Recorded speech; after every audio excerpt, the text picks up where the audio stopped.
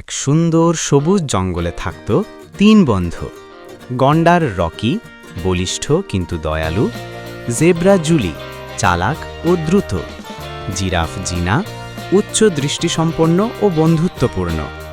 একদিন তারা ঠিক করল জঙ্গলের সবচেয়ে মিষ্টি ফল খুঁজে বের করবে। রকি বলল, আমি আমার শক্তি দিয়ে ঝোপঝাড় সরাব। জুলি হেসে বলল, আমি দ্রুত দৌড়িয়ে ফল খুঁজে আনব।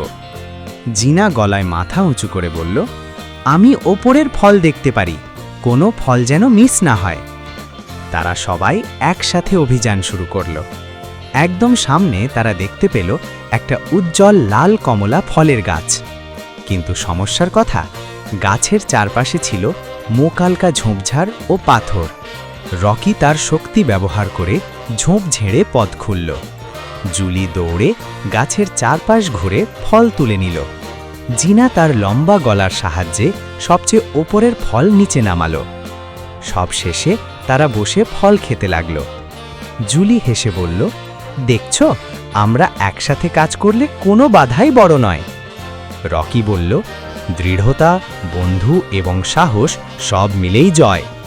জিনা যোগ করল, আর ওপরের দৃষ্টিও প্রয়োজন, যাতে কোনো সুযোগ মিস না হয়।